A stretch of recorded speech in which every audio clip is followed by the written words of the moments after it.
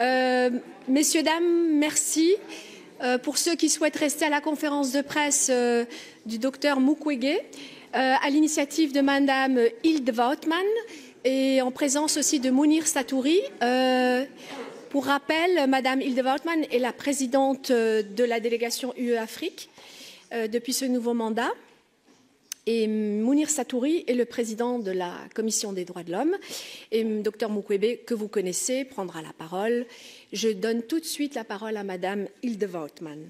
Merci beaucoup. Et j'aimerais introduire cette conférence de presse par dire que je suis tellement honorée d'avoir le Dr Mukwege parmi nous aujourd'hui. Merci beaucoup. Comme vous le savez tous, il a reçu le prix Nobel de paix en 2018 et le prix Sakharov en 2014. Il est expert en droits de l'homme et le défenseur des droits des femmes de tous les temps. Son travail à l'hôpital Panzi est remarquable. On est tous ici parce qu'on connaît très bien la situation en RDC depuis la prise de Goma en janvier de cette année. Et la situation est horrible. Et face à cette situation d'urgence, le Parlement européen a pris ses responsabilités en adoptant 2 résolutions relatives à la crise à l'est du Congo. Et c'était des résolutions très fortes. Nous condamnons fermement l'occupation dans l'est de la RDC par le M23 et aussi l'utilisation choquante de la violence sexuelle contre les femmes et les filles. Nous avons demandé de renforcer les sanctions. Nous demandons de suspendre immédiatement le protocole d'accord avec le Rwanda sur les matières premières. Nous demandons de prendre des mesures immédiates et spécifiques pour protéger votre hôpital, l'hôpital de Panzi, et nous soutenons la création d'une commission d'enquête indépendante sur les violations graves commises depuis janvier 2022. En plus, devant la gravité de la situation qui persiste ensuite à cette invitation du Sénat de la RDC, je peux vous annoncer que la délégation du Parlement européen auprès de l'Assemblée Afrique-Union européenne a été mandatée pour conduire une mission en République démocratique du Congo qui aura lieu à la fin de ce mois-ci. On va avec 12 parlementaires du Parlement européen, on va aller à Kinshasa. Étant donné les atrocités qui se déroulent en RDC, j'aimerais poser les questions un peu à vous, docteur, pour nous expliquer un peu la situation sur le terrain, parce que j'ai l'impression que l'attention maintenant ne focus plus sur ça, mais j'aimerais bien savoir comment c'est maintenant la situation des femmes et des filles à l'est du Congo.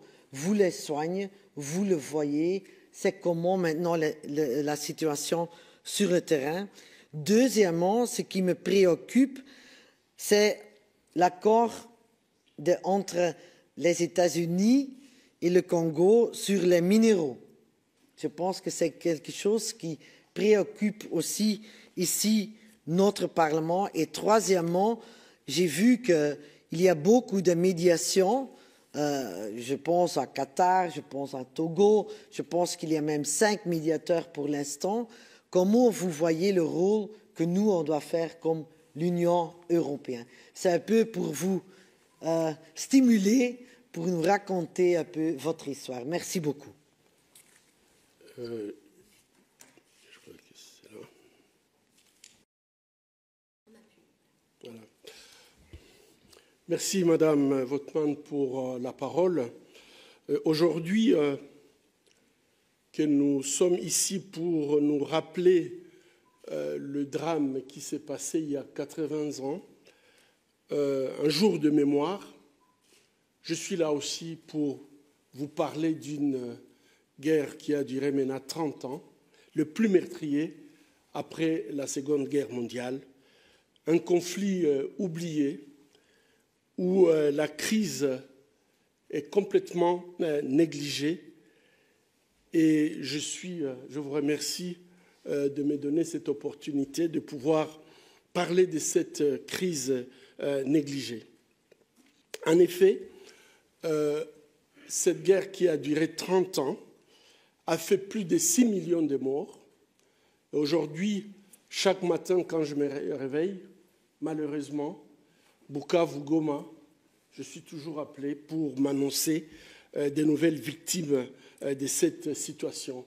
Donc, des crimes de masse qui se commettent en toute impunité. Depuis la résurgence de M23 et soutenue par l'armée rwandaise, sur le plan sécuritaire, on voit une escalade des hostilités à l'est de la République démocratique du Congo. Et aujourd'hui, plus de 10 millions, presque la population de la Belgique, survivent dans une peur et la famine. Ils n'ont pas accès à leur argent à la banque, ils n'ont pas accès au traitement, ils n'ont pas accès à la nourriture. Les zones minières sont contrôlées et depuis quelque temps, on voit une expansion du contrôle de ces zones minières. Sur le plan humanitaire, je voulais juste citer Jan Egeland, qui a été en mission en République démocratique du Congo. Le 4 avril, il a dit « Les niveaux de négligence globale dont sont victimes les civils de l'Est de la République démocratique du Congo devraient faire honte aux dirigeants du monde. » Il est le secrétaire général du Conseil norvégien pour les réfugiés. Et en fait, aujourd'hui, sur le plan humanitaire, il y a 26 millions de Congolais qui vivent dans l'insécurité alimentaire totale. Et 7,8 millions de la population congolaise est sans toit, des déplacés internes. J'ai rencontré même des familles qui, les 10 dernières années, n'ont jamais fait plus de 6 mois à un même endroit. 1,6 million d'enfants ne peuvent pas aller à l'école puisque les écoles ont été vandalisées, détruites et l'insécurité est permanente. Sur le plan des droits humains, la situation est également alarmante à cause de la culture de l'impunité qui a pris place depuis maintenant plus de 30 ans. Et aujourd'hui, on voit que les droits humains et les droits internationaux et humanitaires dans les provinces du Nord et du Sud Kivu ne sont pas du tout respectés. Au Conseil des droits de l'homme, il avait été annoncé que plus de 600 exécutions sommaires ont été commises juste le premier trimestre de cette année. C'est énorme. Au niveau donc de la situation en général, je dois dire que nous vivons une situation qui est dramatique à l'est de la République démocratique du Congo. Les violences sexuelles sont toujours continuées à être utilisées comme une arme de guerre. Et en 2023, par exemple, les Nations Unies ont recensé 123 000 cas de violences sexuelles, ce qui représente une femme violée toutes les 4 minutes. L'UNICEF vient de publier son rapport le mois passé, qui est alarmant, mais c'est un rapport que nous corroborons à l'hôpital de Panzi, où plus de 10 000 violences sexuelles qui sont faites, 30 à 35% constituées par les enfants. Et donc, je pense qu'on voit très bien la tendance qui va vers l'inacceptable. La violence est inacceptable, mais s'attaquer aux enfants, ça c'est dépasser toutes les lignes rouges qu'on peut imaginer. Et aujourd'hui, ce qui fait le plus mal, quand je vois les victimes qui nous parlent, qui nous témoignent, et qu'aujourd'hui, les violeurs, du fait de l'impunité, ne se gênent pas d'enregistrer leurs crimes et les mettre sur les réseaux sociaux. Et vous pouvez vous imaginer pour les mères, pour les épouses, lorsque leur crime peut être mis sur les réseaux sociaux, c'est en fait l'humiliation est déjà là, mais là c'est les détruire complètement. Assez rapidement, cette crise, il y a plusieurs tentatives qui ont eu lieu pour essayer de résoudre, donc de mettre fin à cette crise, mais malheureusement, toutes ces tentatives ont été des tentatives qui avaient toujours une graine de conflit, et souvent c'était des amnisties, et ce sont les amnisties qui reprenaient après les conflits. L'accord qui était l'accord de l'espoir, c'est l'accord cadre d'Addis Abeba. Je pense que c'est un accord que je voudrais vraiment qu'on puisse y revenir, puisque dans cet accord où l'Union européenne est garant, je crois qu'il est très très important de pouvoir revenir sur cet accord, car cet accord qui était signé en 2012 permettait en fait de résoudre les racines profondes de cette crise en République démocratique du Congo et mettait sur la table des négociations les pays limitrophes du Congo, mais également les institutions comme les Nations Unies, l'Union européenne, l'Union africaine, les organisations régionales. Mais les pays, en fait, il y avait 4 pays garants, dont l'Union, donc la Belgique, l'Angleterre, la Belgique, l'Angleterre, la France et les États-Unis. Et je pense que cet accord était très très important. Je pense qu'aujourd'hui, je vais peut-être y revenir pour montrer que c'est là où il faut qu'on puisse retourner pour pouvoir parler de la paix en République démocratique du Congo. D'autres accords ont été faits. On a eu la feuille de route de Luanda et de Nairobi qui ont été après fusionnés à une seule négociation, mais on voit très bien que les trêves qui ont été données, souvent, c'est terminé par être violées par la mauvaise foi des belligérants. Il y a l'initiative du pacte social pour la paix de la CENCO et de l'ECC qu'il faut encourager et pouvoir peut-être faire le bon séquençage pour permettre à ce que ça puisse aider. Mais on voit qu'il y a d'autres initiatives telles que la facilitation de l'État du Qatar, où nous avons réagi par rapport à cette facilitation, puisqu'elle n'est pas du tout claire, mais elle a été soutenue par une facilitation américaine donc de Washington, qui est aussi opaque que cette facilitation du Qatar. Et là, je reviens pour dire, c'est très difficile de comprendre qu'on essaie de résoudre la crise de la région des Grands Lacs dans l'opacité et le manque d'inclusivité, puisque l'Union européenne est un partenaire important pour cette région et malheureusement, dans les accords qui sont en train d'être négociés, malheureusement, l'Union européenne ne fait pas partie de ces négociations. Ces négociations ont 4 points. Je vais terminer rapidement. Ils reconnaissent mutuellement la souveraineté et l'intégrité territoriale de la République démocratique du Congo et s'engagent à ne pas soutenir les groupes armés, mais demandent à ce qu'il y ait une intégration régionale et une coopération économique et minière. Et c'est là où je crois que l'Union européenne a un rôle à jouer dans cette négociation. Malheureusement, aujourd'hui, l'Union européenne est absente. Et puis faciliter le retour des réfugiés et les rôles des forces internationales, spécialement la MONUSCO qui est sur place. Merci beaucoup, Dr Mukwege. La parole est à Mounir Satori, puis nous passerons aux questions des journalistes. Et la parole ne va pas être simple après ce qui vient d'être dit. Alors d'abord, merci. Merci à Hilde. Merci de ne pas t'arrêter, de continuer à porter ce sujet ici au Parlement. Nous l'avons collectivement mise à l'agenda. Nous avions d'ailleurs à la sous-commission droit prévu une mission en RDC, mais nous allons vous laisser la primeur, à toi et à la délégation comme à la commission DV. Nous envisagerons sans doute de revenir, docteur, l'année prochaine pour voir comment les choses évoluent, parce que c'est important qu'on garde une attention dans la durée sur ce qui se passe. Et puis je veux dire 2 mots sur le docteur Mukwege, parce qu'il a de nombreuses qualités, dont celle de l'humilité. Je veux saluer votre travail, celui de votre hôpital Ponzi qui aide toutes les victimes de violences sexuelles, majoritairement des femmes et des enfants.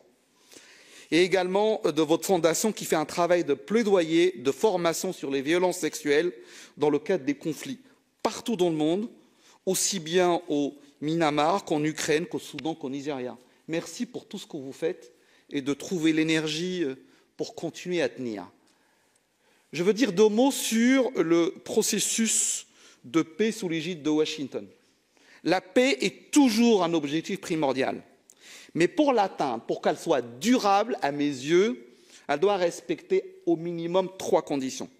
Respect du droit international, justice pour les victimes, et dans le cas de la RDC, garantie sur l'exploitation des ressources naturelles.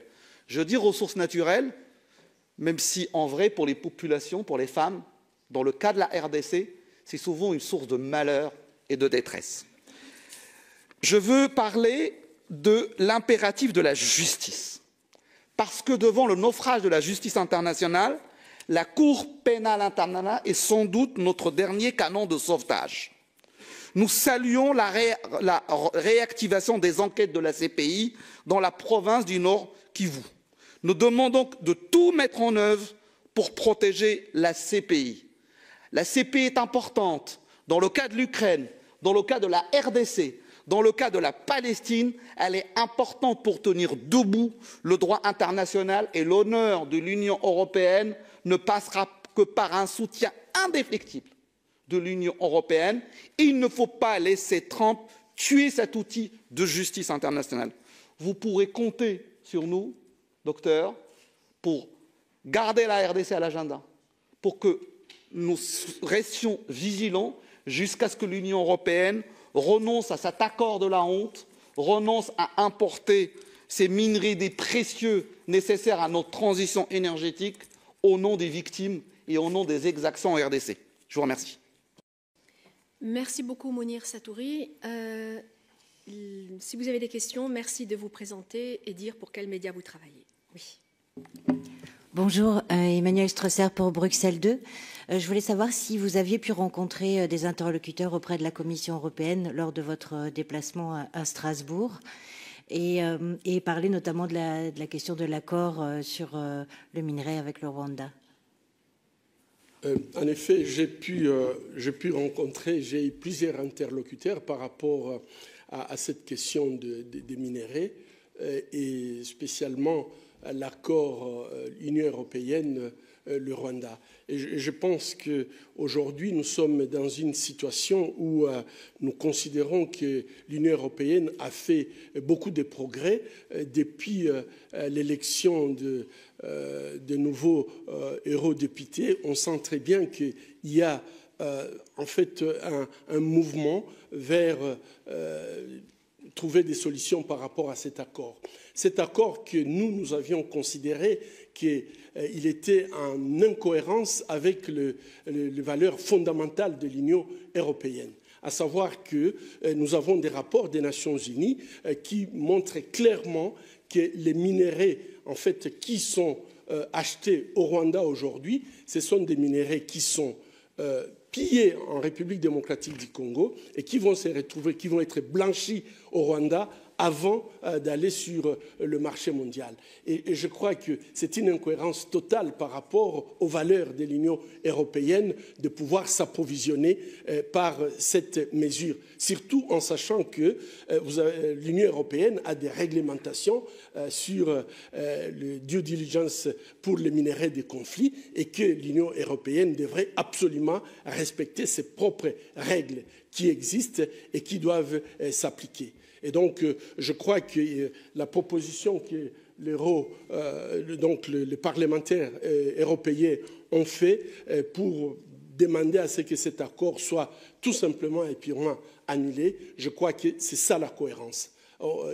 Rester dans la ligne droite de ses convictions, je crois que ça donne une crédibilité, puisque je crois qu'à partir du moment où on est dans un système de double standard, malheureusement, ça décrédibilise les institutions, ça tue le multilatéralisme et nous n'avons pas aujourd'hui un autre système qui permet donc de protéger une protection collective n'existe pas. Et donc nous avons droit, comme vient de le dire Satouri, il faut absolument que nous puissions défendre le droit international puisque c'est un outil, si nous ne le défendons pas, donc nous laissons cours à la loi du plus fort. Merci. Y a-t-il d'autres questions dans la salle? Oui, Jean-Jacques.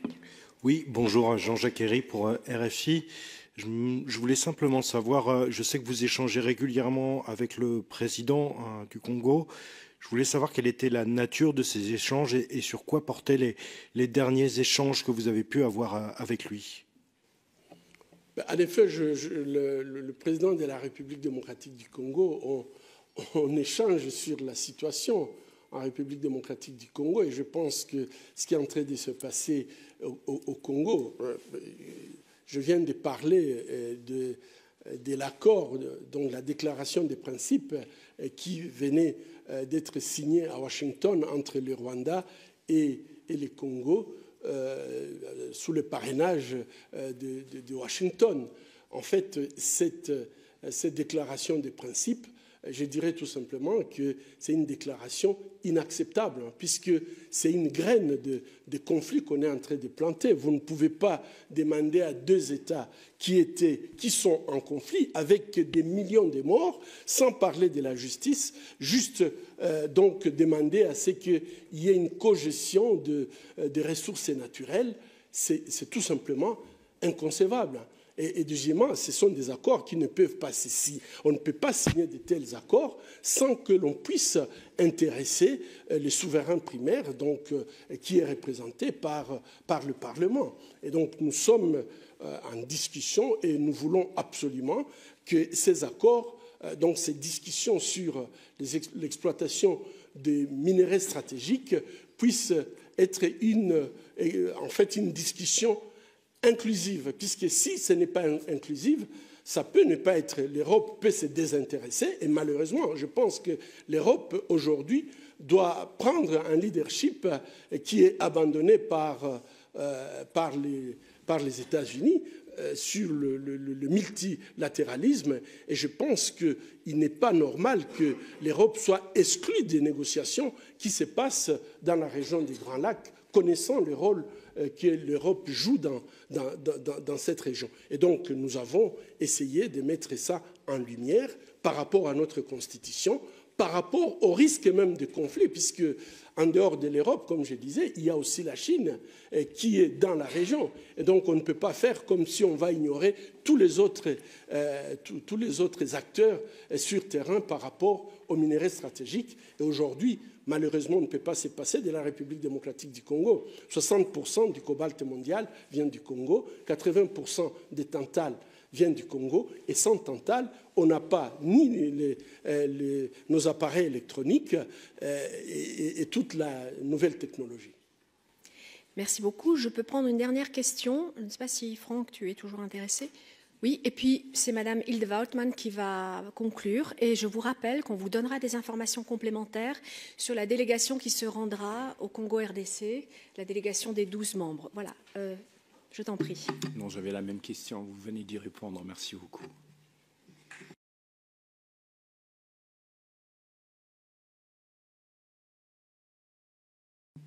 Répondu, c'est mon répondu, magnifique. Merci, donc, merci. Voilà, donc il y a une demande rapide de M. Goerens qui souhaite intervenir, qui est membre depuis très longtemps de la délégation UEACP, et puis Mme Woutman conclura. Voilà, merci. M. Goerens. Oui, merci. Je voudrais saluer aussi la présence de M. Mukwege ici.